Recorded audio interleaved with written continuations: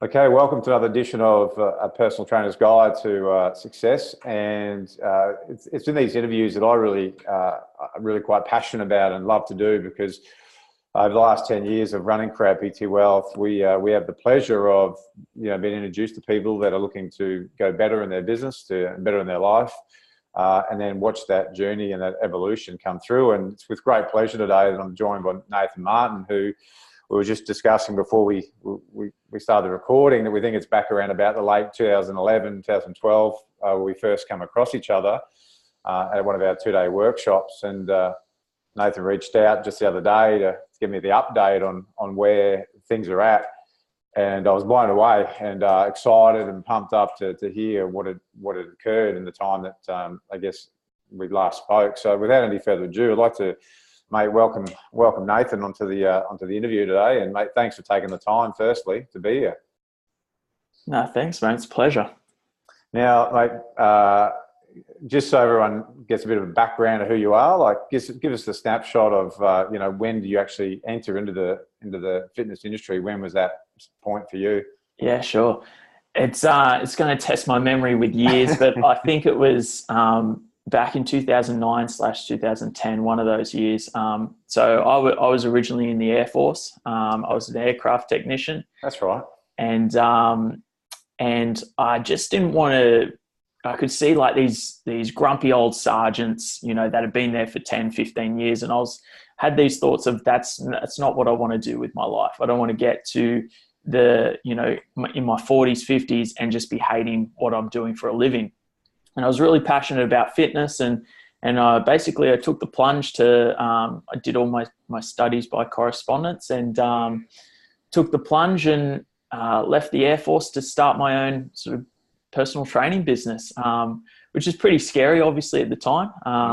You're leaving something that's very structured, very well paid, a lot of security, to basically no job, like that you've got to build up for yourself. So, and I still had bills to pay. I was living away from where my family was based, so I still had car repayments, rent, mobile phone and all that sort of bills. So it was, it did get quite stressful there at the start. Yeah.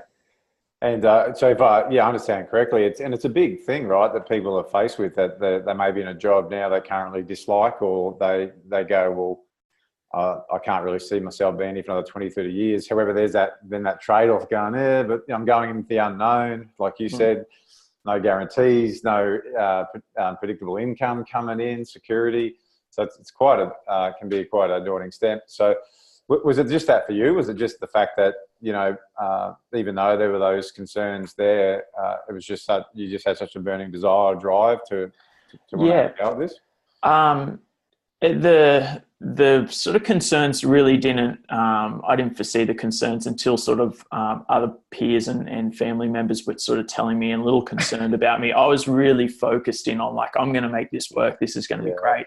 And then when all those what ifs started to happen, they sort of creep into your mind and you're like, oh, hang on, like, am I really up for this? But, I obviously fast forward now, I have no regrets, but to somebody sitting on the fence and maybe sort of in that same situation, I always say life's too short and you don't want to, you don't want to die wondering. So you can always go back to your old job.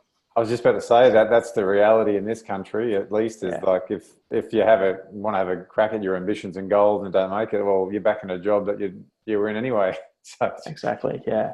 So that's how you started off, and as you started to progress along, as you said, over that first few years, what were some of the frustrations or challenges, or even maybe some of the highlights that stand out for you in that period of time, from zero to the first few years? Can you recall? Yeah, sure.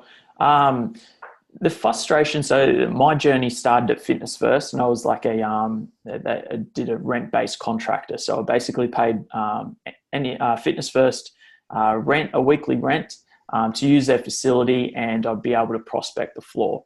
And I like to think that I built up a pretty good clientele fairly fast. I was pretty driven, and I don't know if that's just from the military background, but what I struggled with was the consistent revolving door of clients. So, you get somebody in, they'd sort of last with you for, 8, 12 weeks, and then they're going and you're having to find someone else in.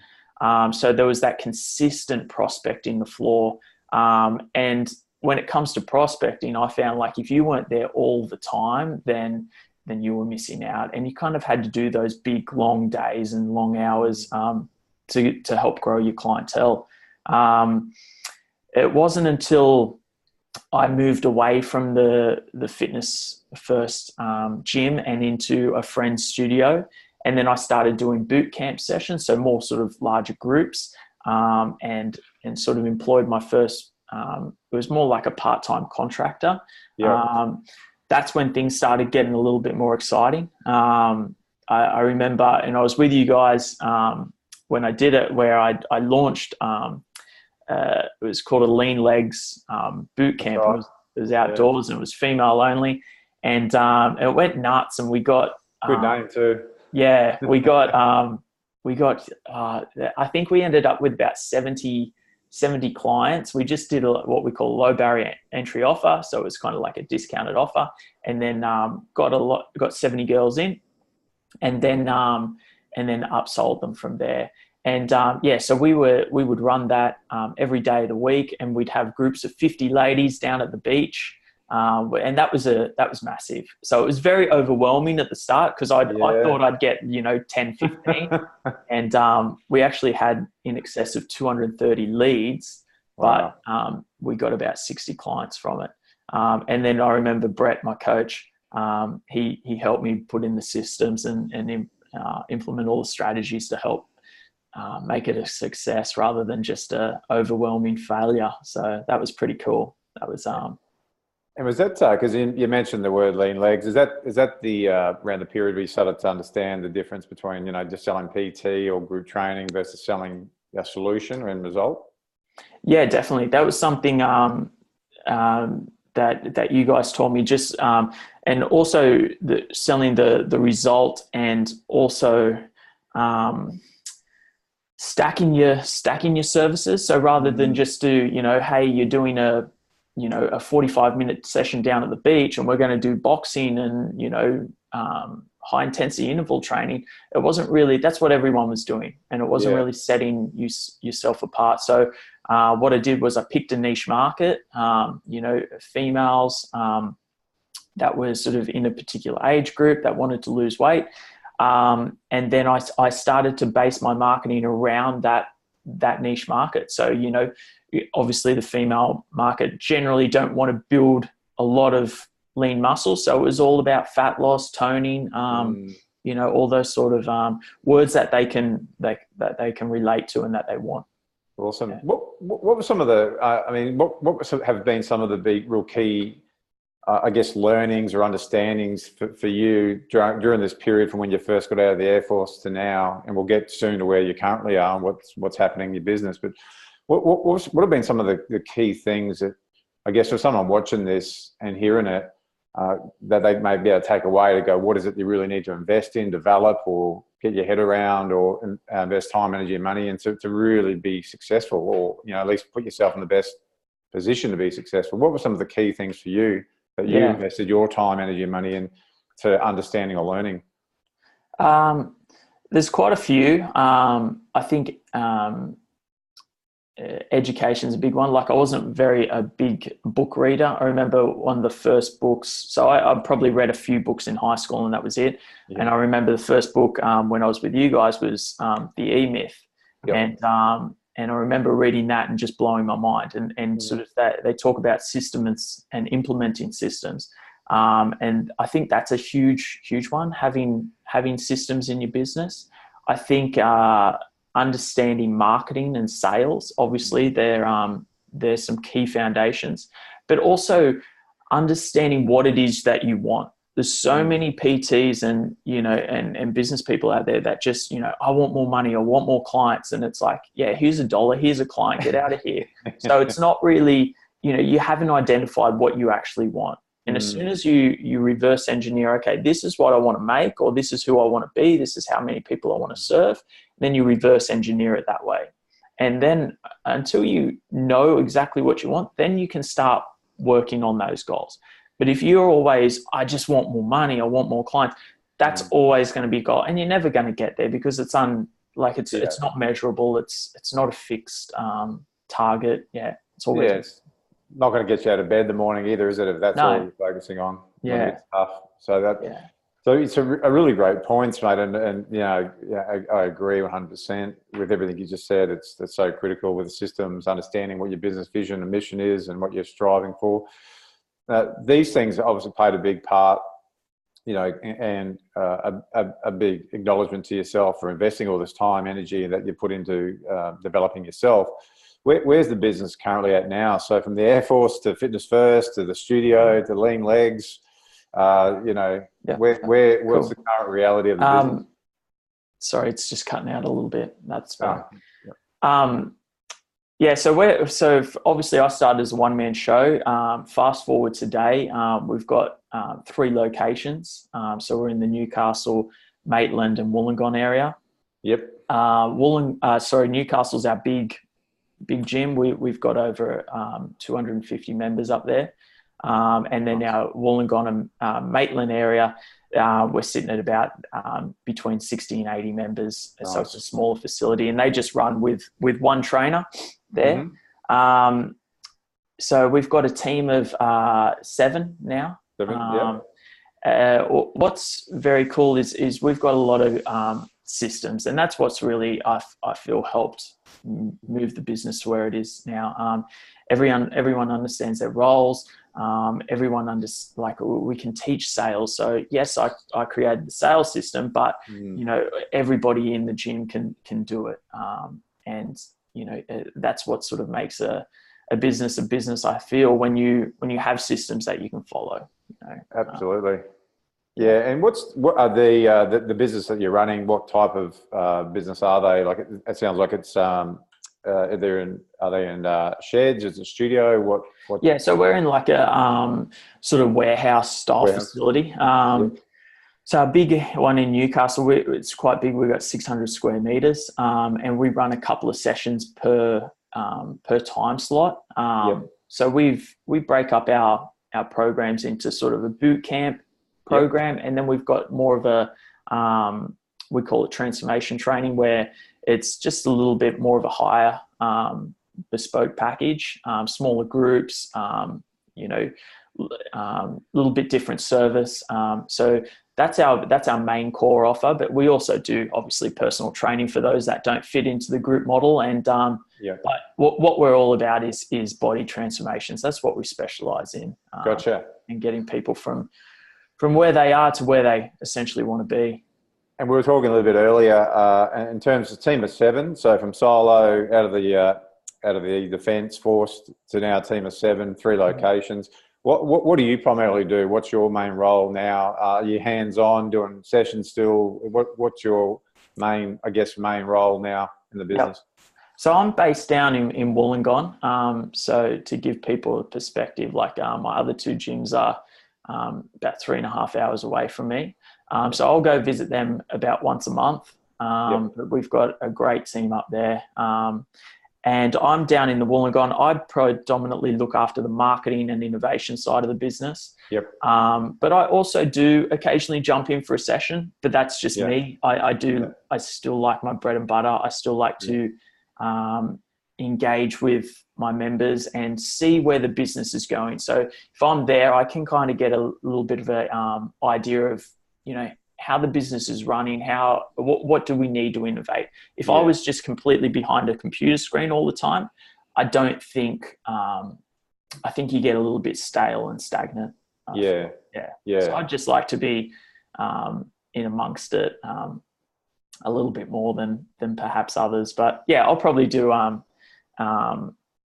maybe 4 sessions a week, max 3 sessions. Yeah. And the best part I hear about that is it's because you want to do it. It's that's a passion, and you keep your finger on the pulse. The other part that I really love when you contacted me and let me know, you were telling me about where things were at was the fact that the business now runs with or without you being involved in it. When I mean on the hands-on, so your 3 locations run regardless if you do the 4 sessions or not. All those locations run without you. Definitely, yeah. Yeah. So to give you like at the moment, I'm 6.5 weeks into recovery from a broken vertebrae. I broke my T7 down in a snowboarding accident not long ago. Yeah. So back in the day, if I was that solo PT, obviously my business would go under. Yeah. But, you know, because you have the systems in place, because you have the good team, you know, you're able to recover, rest up, and actually things have progressed and gotten even better while I've been in the bed most of the time. So, yeah. Yeah, it was interesting. You were saying to me that you felt like maybe you know that happening was a blessing in disguise. Because not that you're not that that's the method you just described to everybody, anybody. But what were you saying? You were saying along you felt like it helped remove you a bit more from it. Probably just get in the way a little bit. Sometimes of me being there, I do still suffer from what we call self-employer syndrome. So I do like to take ownership on a lot of things. And being in this position has been I've had to outsource a lot of things. Yeah, gotcha. And as a result, we've had some huge growth in the last 6 weeks, which is great. Amazing. What's all this meant for you? Because you know, like the thing I look at is, you know, my question I ask anybody when I first meet them is, what did you get into business for? And what, you know, there'll be another things, you know, to create a mission and make a difference out there, and for your own personal lifestyle. What's it meant for you to be where you are now? That journey, the work, the effort, all the stuff you put in. I'm sure the sacrifice on the way to get to where you are now as well. What's it all mean for you now, looking back, like, and where you are? Oh, it's massive. Like, so now I have a little young family. I've got a little baby girl, and she's 15 months old now.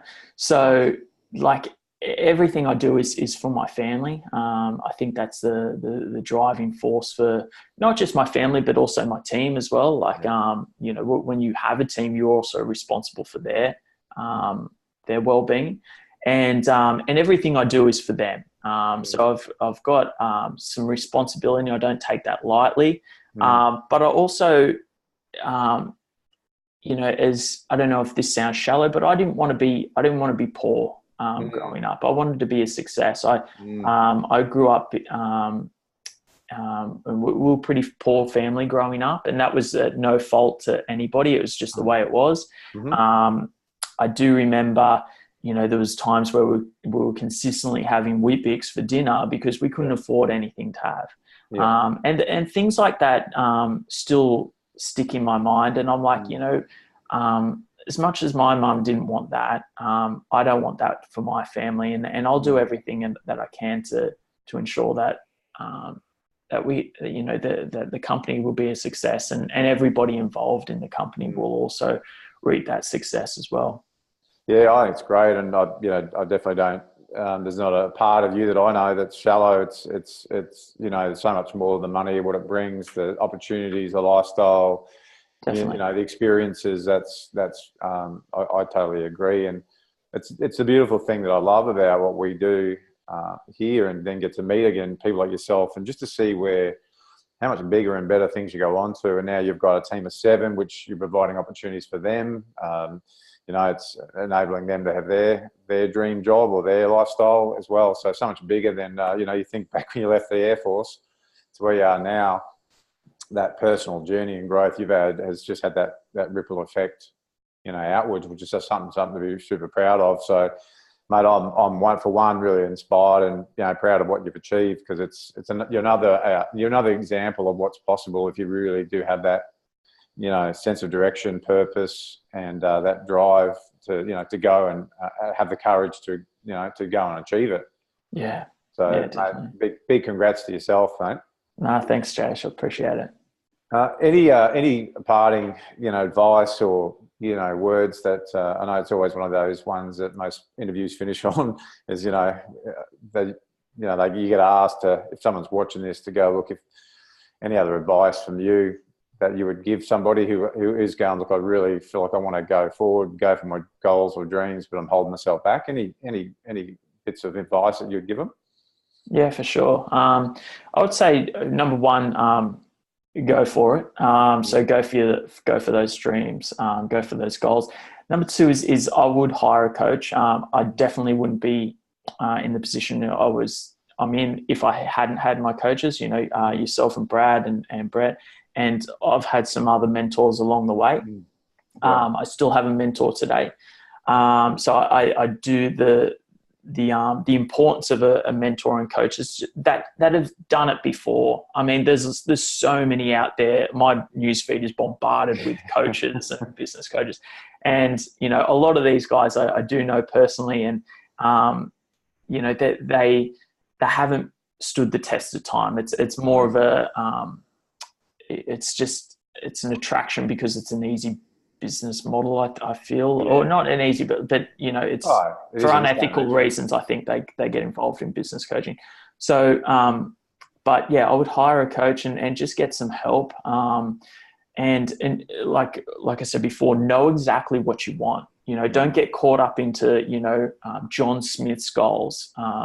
And that's very big in this social media world is, you know, you see Jim riding around in a red BMW, and then all of a sudden, to be successful, you got to be like Jim. You got to have that red BMW, and that doesn't really mean, you know, success can look completely different. I know to me, it's, you know, being able to you know, live in my home with my family, go on our trips every year, and just have a good life and just love what I do. It doesn't mean to me, you know, going over to the Monaco Grand Prix, tipping bottles of Moe on my head like that. That's it's all an illusion, I feel. And people that try to sell you that it's a bit of a lie. So yeah, get a coach, get some help, and know what it is that you want. And then just practice. It's not going to come out overnight, and you've got to be resilient with it. And I think they're sort of my tips for anyone that's